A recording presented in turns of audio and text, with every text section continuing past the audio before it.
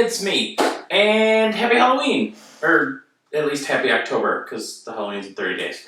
But yeah, I'm doing my marathon, like I always do. And today I am starting with Followed. This is a movie from 2020, and right off the bat, it reminded me a lot of, I don't know what I'm doing with my hands. It reminded me a lot of Deadstream. The one I did, was it last year or the year before? Last year, I think. Where it's the vlogger and he goes to the old abandoned house and he vlogs to see if there's ghosts. This follows a similar kind of story beat where, this obnoxious vlogger gets his team and they go to stay at a haunted hotel and then hijinks ensue.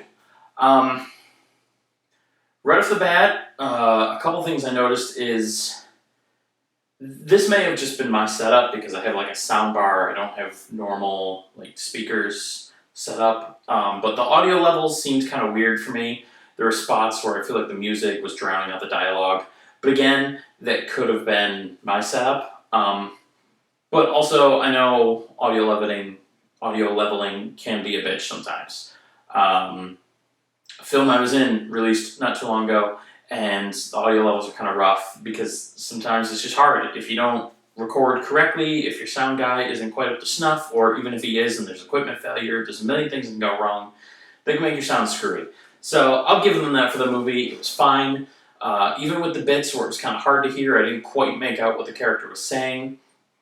The story progressed fine. I don't feel like I missed anything.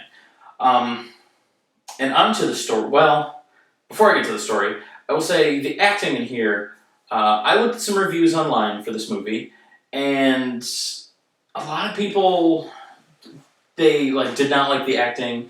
They did not like the main actor especially. They said he did a terrible job. I'm not sure what they're talking about. I think he did great. I think he was very convincing as the obnoxious vlogger. It's just like I said with Deadstream, where the character was maybe unlikable, but the actor was great because he made the character unlikable, because that's what he's supposed to be. It's one of those obnoxious, over-the-top, vloggers who does everything to, get reactions, and he oversells every emotion and every reaction, and that's how those vloggers are, it's a PewDiePie or a Mr. Beast or one of those kinds of things. And it's really believable. He did great in this role. I thought the actor did an incredible job. And all the other actors too, he had his DP and his editor, and then the second camera that he pulled in, all of them in their roles were really good, really believable. I enjoyed watching them take on the roles. I enjoyed watching them play off each other. It was all very well done. So the acting was incredible. And now I'm going to get into spoiler territory. The story, I feel like took a good turn. I like how they kind of went the as above, so below route, where halfway through the movie, maybe not quite halfway, but at one point in the movie, they kind of switch, and after you've seen the whole movie, you can go back in your mind and go okay, so this is the point they crossed over to the other world, or the realm, or hell, or whatever they did. You can see where that point was, and then everything escalates from there.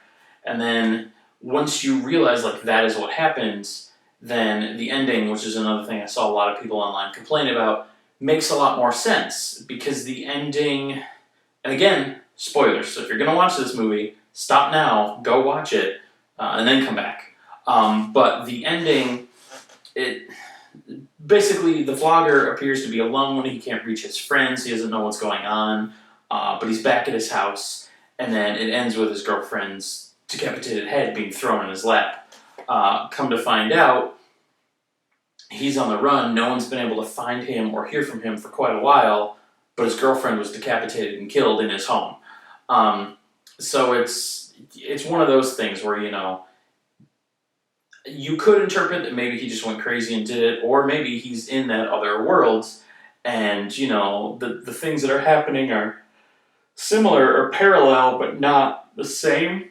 It's, like I said, it's a lot like As Above, So Below, where in the end, they exit and they appear to be on the street of Paris, but it's empty and the lighting is off, and you can tell, they crossed through limbo and down into hell. And yeah, it was a good twist. I like that they went that route. Um, a lot of stuff was somewhat predictable. You know, it's maybe not the most obvious, but you could definitely get there on your own to figure out that he was the son of the killer. Because, you know, he keeps dropping the hints where he'll mention, oh, I'm having a weird deja vu, like I've been here, seen this before, or whatever. And then he mentions, you know, I saw something terrible as a kid, and these gory, horrible things don't affect me like they affect other people. And then he throws out that he was adopted randomly, which felt very forced. So he just, you know, they kind of spoon feed to you that he is the, you know, abandoned and then later adopted kid of this killer and whatnot. Um, I feel like they could have been a little more subtle about that to make the reveal that you hear on the phone. Huh. Sorry, I don't know why I yawn so much. Apparently, I'm not good at talking on camera because I'm using my oxygen wrong. Um, but no, you get the reveal when he's on the phone with the haunted hotel expert Wallace, I think his name was, and he says, "Hey, you're his son." Blah blah blah. That was one of the parts where my audio was kind of wonky, but you could make out that part. And you know when he said it, I'm like, yeah, it's you could kind of tell that's where that was going. You know, by the time it got to that point, they had handed you so much that you knew that was going to happen. Um, but there were still fun little Easter eggs throughout. At one point, they're sitting in the hallway doing a stakeout because they think they're being pranked. Someone's knocking on the door, and they don't acknowledge it in the movie, but just casually as they're talking, Mike, the main vlogger, he goes to tease his buddy there, and he's like, "Oh, do you want some floor food?" And he picks something up and like goes like he's gonna throw it at him or whatnot, and it just appears to be like a piece of string or something he found on the ground. But when you look at it in camera, it appears to be a noose. And earlier on, you know, Chris talked about how in a dream, or maybe not a dream, holy shit, he saw a ghost child that had a dead cat hanging by a noose. So just bringing that imagery back was a good, you know, callback to what happened. And like I said, it's subtle. They don't acknowledge it. No one says, "Oh my God, that's a noose." The camera doesn't zoom in or linger on it. None of that. It's just a casual little thing. You might notice the shape. So that was really cool. I like when movies can do subtle details like that and not draw attention. Like, not every viewer has to see it every time. You know, you can put something subtle in that goes unnoticed to the majority, and the few that do see it can really appreciate, like, oh, they have even these background things or these little Easter eggs or clues that the whole time you could kind of tell something was going on. I like when movies do that. I wish a lot of them would do that more. Um, there was one that really thought was kind of weird. Now, I want to go on record first as saying I'm not one of those too soon people. Like, if you know, make a joke about something or talk about something uncomfortable or bad that happened, like, it's fine. People can process things in different ways. Like, I don't, as long as the joke is constructed to not be mean, you can joke about anything, you can reference anything, like, it's fine, whatever.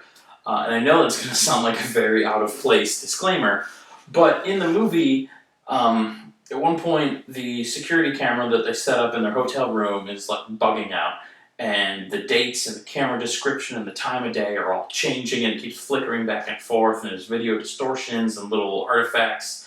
But at one point, the date changes to September 11th, 2001, and the time I want to say is when the plane hit the tower, and it was just really weird to see that. Um, you know, I'm old enough to have been alive and coherent of the world around me when that happened. And like, again, I don't want to say it's too soon because that's a lame excuse, but it is very weird to see that just casually thrown in like that. Like it's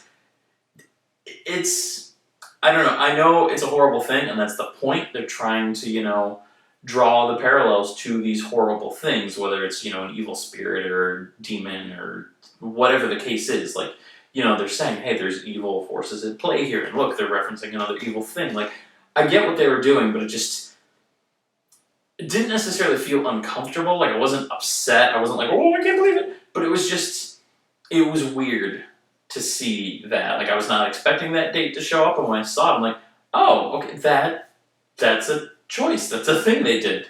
So yeah, that was odd. Um, but yeah, overall, I don't know. I didn't know much about the film going in. I did read a few reviews just to try and see like what was the audience take on this. You know, how did the critics feel? How did the audience feel? Good, bad, whatever. I was gonna watch it anyway. If it's rated a 5% or a 98%, like whatever, I'm still gonna watch the movie. But I don't know. I kind of enjoyed it. Found footage is still not my favorite genre. Despite As Above, So Below being one of my favorite horror movies, found footage overall I feel like is a overused genre and often poorly used genre. Um, so once I realized that was the direction I'm going here, I wasn't sure, but I think they did okay. I think the vlogger aspect with found footage works because at least story wise, you can justify the cameras. In a lot of found footage movies, like even Chronicle, which is a great one, um, there's no reason for the dude to have a camera. He just decides, I'm gonna have a camera. That's a thing that I'm doing. And then even at the end, when the main kid dies, his buddy picks up using his camera. It's just, I don't know, it's very weird. In a lot of the movies, it feels very forced and shoehorned in, and like, if you're going to use that gimmick, you have to explain in universe why it's there, and a lot of times they don't or don't do it well. Um, but with the vlogger angle, like in this movie, it works fine. It makes sense. This is how people are. You're on YouTube right now watching this. If you hit the search bar up there, I'm going to be meta for a second. Hit the search bar and just type in IRL stream. And you'll see tons of people live on this site right now, the moment you're watching this. Not the moment I'm recording it, the moment you're watching it, regardless of when it is. I guarantee there's a live stream that will come back of someone just walking around, living their normal day-to-day life, streaming it all on the internet in first person.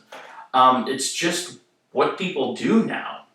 So found footage, it's gonna lose a lot of its novel appeal, but it's gonna make a lot more sense going forward because that is just how people experience things. I know I'm getting on a tangent here, and I'm just gonna keep going down this rabbit hole. But like, if you go to a concert, and I'm sure a lot of you have noticed, and I'm gonna be the old man yelling at clouds for a second here, but when you're at the concert, you're watching the bands. Everyone else is watching their phone. They're looking at the band through the screen on a slight delay, and watching this because they have to, record the video of the band. And that's just the world we live in now. Is people don't want to experience things; they want to stream things or make content out of things. And coming back to being down a weird rabbit hole and being a little meta, I'm doing this right now. This horror marathon is something I did long before I put it on the internet, and then decided I could turn it into content for fellow horror movie enthusiasts. And maybe eventually I'll get YouTube revenue, which is I won't. That's silly. But to try to get back to a point where I was on track with this review, um, what I think all that rambling meant is that found footage makes sense here, and so I'm not mad they went that angle, and they utilized it well. I feel like everything they did was well, honestly. Like I said, I enjoyed the acting. The audio level quirk might have just been me. The soundtrack was good though. It just sometimes drowned out the dialogue for me. I liked all the acting. I actually enjoyed the story for what it was. Yeah, it's cliche. You could guess some of it. It's a semi-standard haunted house story, but it was still good. Overall, it was an enjoyable movie. I liked it. There are people out there that didn't for one reason or another, but I'm gonna have to disagree with those people. I thought it was a pretty enjoyable flick. So, if you want a good found footage horror movie, one with not too much gore, there's a couple like crime scene photos or implied things. I mean, there's some, but not a lot. You don't see any brutal murders on screen. There's no like big kills or viscera or any of that. It's pretty tame. So if you want something with some spooky atmosphere and not too much gore, there's a couple jump scares, but surprisingly not as many as you'd think. Um, It's a good film. I'd recommend it. Give it a shot. And if that's not your cup of tea, cool. Come back tomorrow and maybe you'll like the movie I review next. And don't ask me what it is because A, this is a pre-recorded video so I can't respond to you. That's not how this works. But B, I don't remember the list offhand. I'm not going to know what I'm watching until tomorrow when I sit down to watch it. So I will see you then. Bye.